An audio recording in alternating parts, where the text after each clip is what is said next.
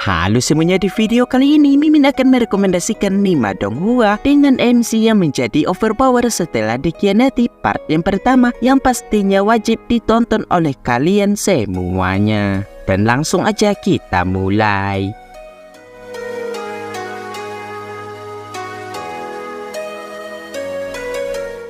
Di urutan kelima yaitu donghua Den Huang Sensen yang menceritakan kisah Jishofa jenius pertama di desa Jishui yang ditipu oleh seorang wanita misterius yaitu Yusuf dan kehilangan roda kehidupannya sehingga menjadi orang buangan dan dianggap sampah. Dan kemudian di suatu hari orang-orang dari gunung penjaga datang ke desa Jishui dan mereka menjemput anak-anak dengan kualifikasi luar biasa sebagai penerus gunung penjaga berikutnya. Dan karena roda kehidupan Jishofa rusak dan tidak bisa berjalan bersama, jadi dia harus pergi ke rumah Master Fox untuk berlatih dan berhasil membangkitkan roda kehidupannya yang telah lama rusak dan bahkan jauh lebih kuat dan memulai perjalanannya untuk menjadi yang terkuat.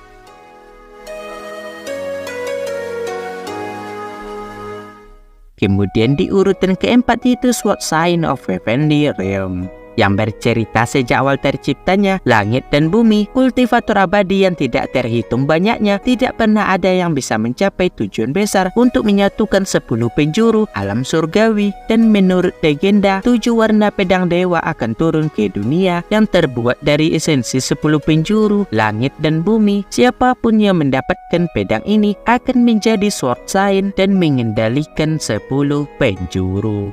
Dan kemudian di suatu hari seorang pemuda yang selamat dari ambang kematian karena dikhianati berhasil mendapatkannya dan bertekad untuk membalas dendam dan menjadi kuat dan menyatukan 10 penjuru alam surgawi.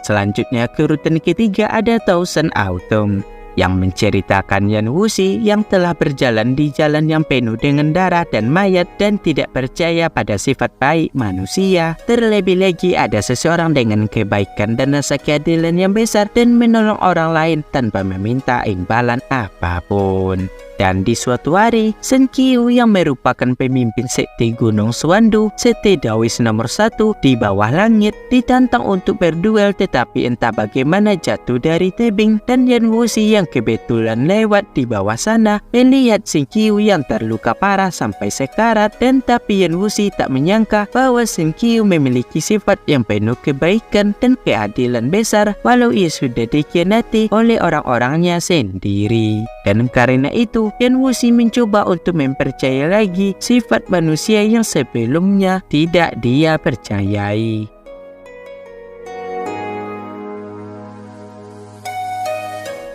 Lalu berikutnya di urutan kedua yaitu Spirit Swords of Life yang menceritakan kisah tokoh utama yang telah mencapai ranah kisar bela diri yang bernama Chu Xingyun dan akan tetapi saat dia dikhianati dan dibunuh oleh sahabatnya sendiri. Tapi untungnya berkat batu reinkarnasi dia dapat kembali ke masa lalu, itu saat reputasi keluarganya yang runtuh. Dan saat dia kembali dengan percaya diri, dia melamar anak angkat yang dijadikan pelayan oleh keluarga Sui yaitu Liu Xiang, karena sebelumnya dia adalah kekasihnya yang rela mengorbankan dirinya untuk menyelamatkannya di kehidupan sebelumnya. Dan sekarang dengan pengetahuan yang dia miliki di kehidupan sebelumnya, dia berkeinginan untuk mencapai kejayaannya kembali.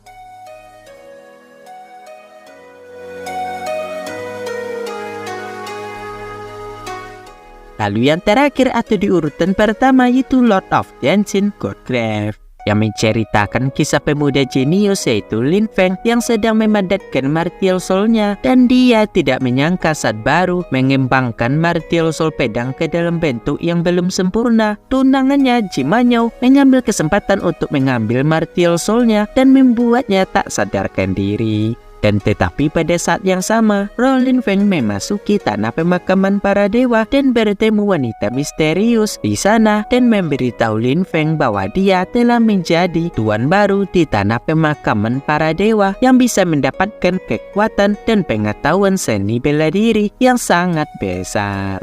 Dan kemudian karena kejadian sebelumnya, Lin Feng adik perempuannya dan kakeknya dipandang rendah di keluarga Lin. Dan tapi adanya tanah pemakaman para dewa, Lin Feng akan lebih cepat menjadi kuat dan melampaui kekuatan para dewa.